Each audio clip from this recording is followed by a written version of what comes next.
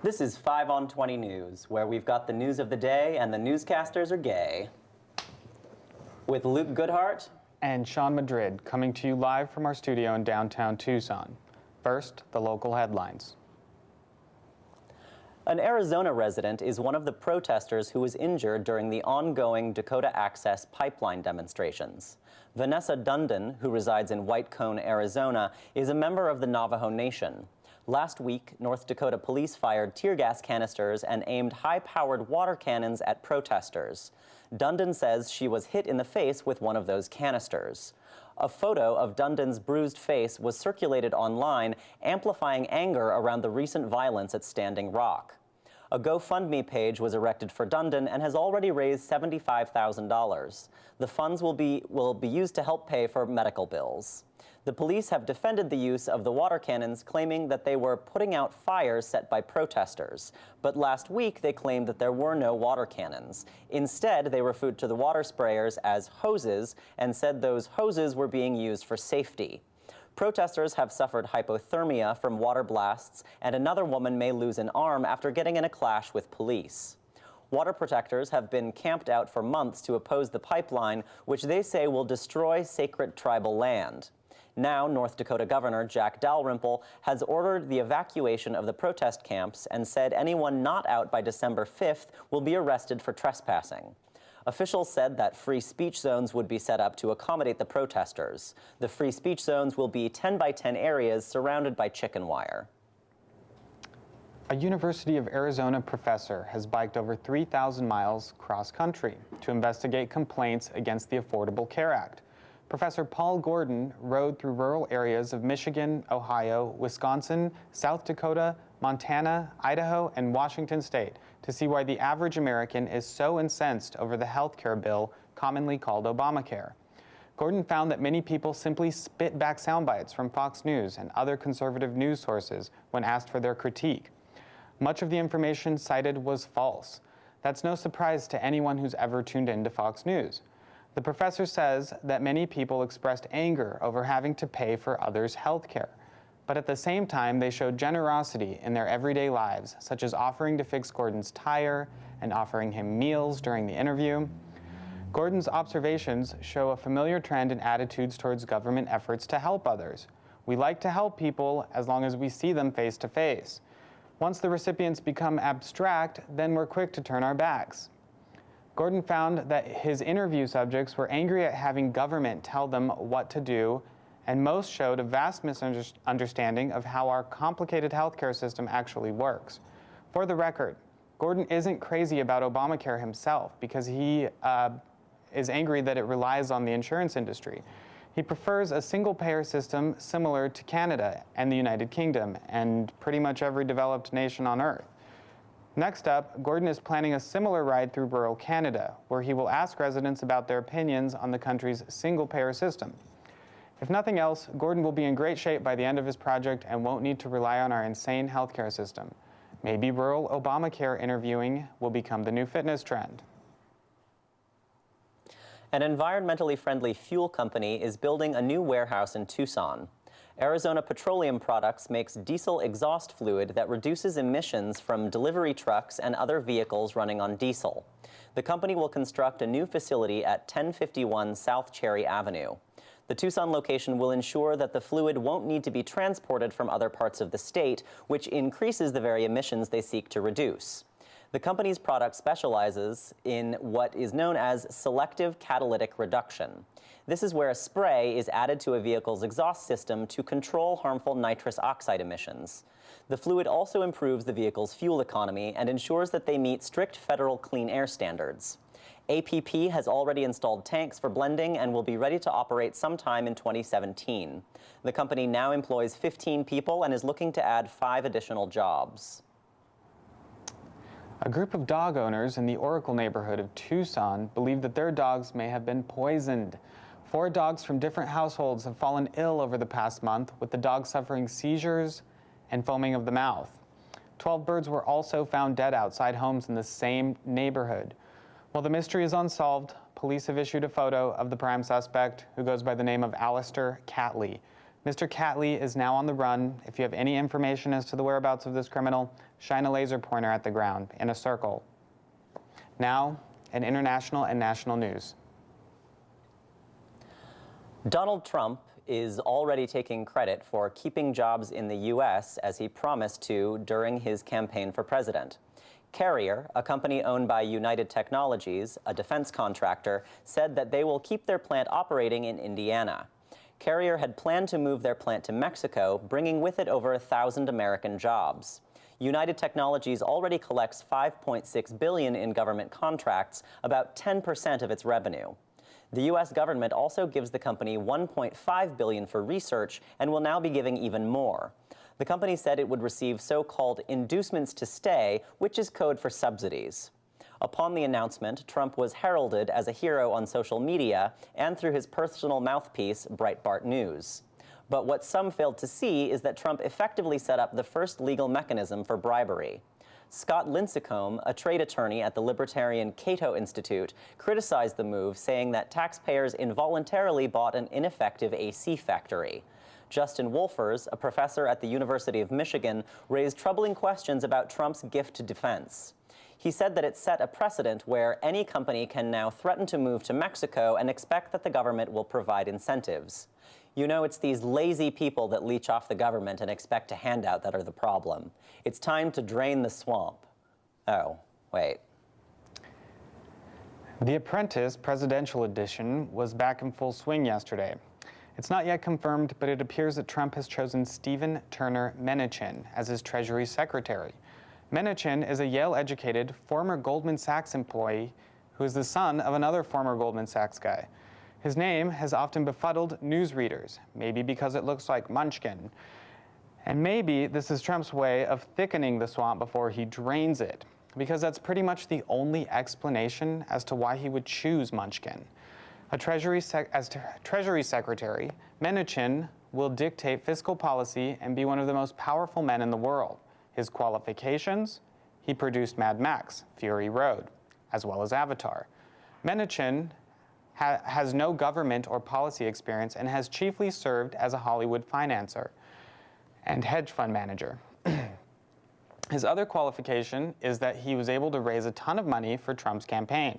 This move has Trump backtracking on his campaign promise, this time involving his statements about big banks. Trump said that he would be tough on big banks and that they were responsible for the kind of corruption that was dubbed the swamp.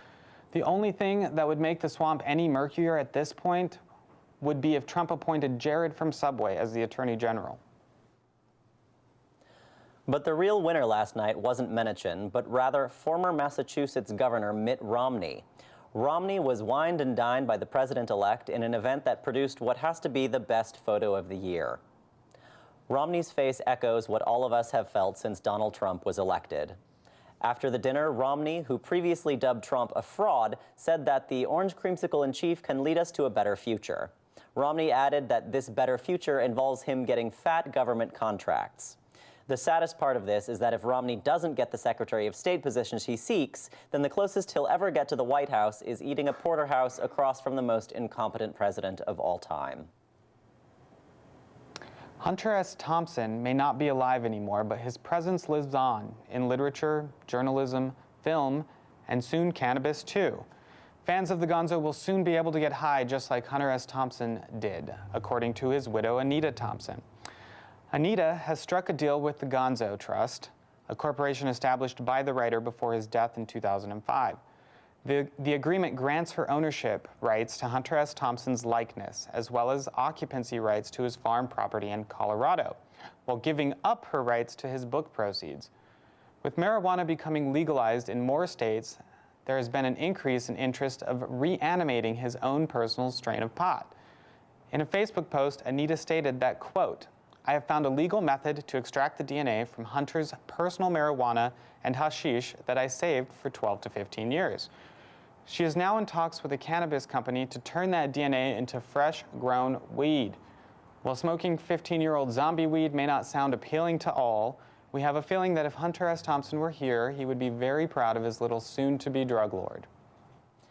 And in other drug news, the Food and Drug Administration is permitting phase 3 clinical trials of ecstasy as a treatment for PTSD.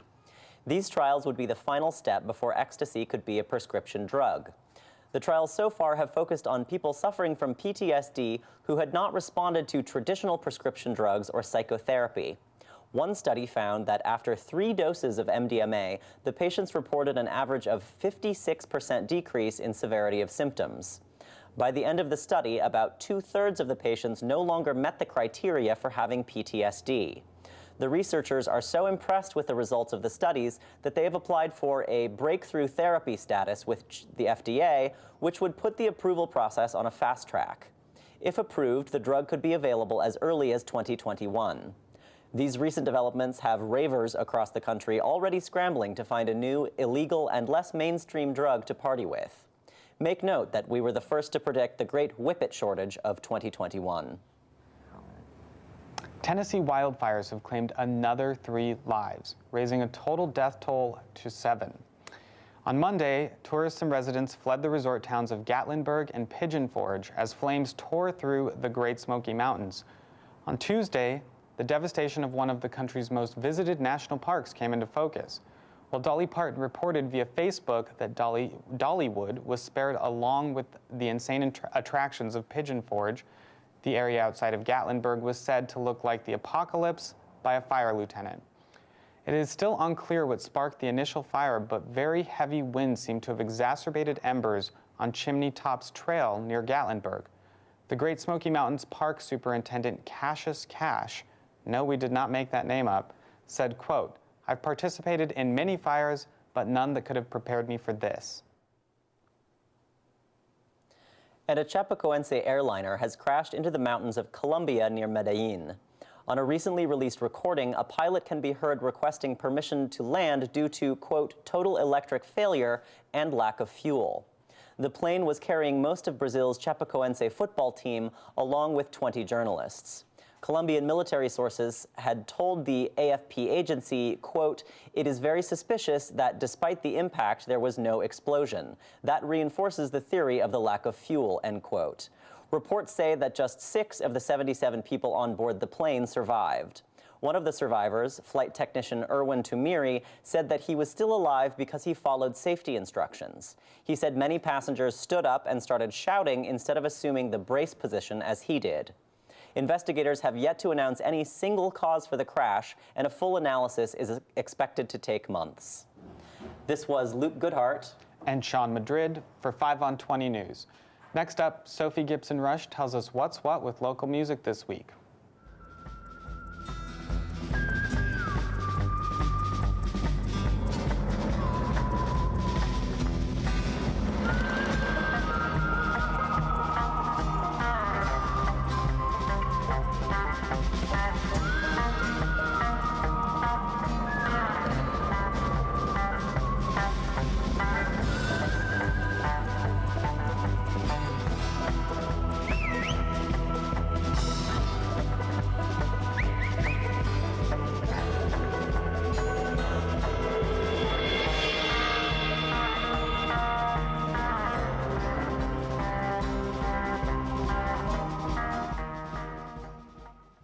Hey Tucson!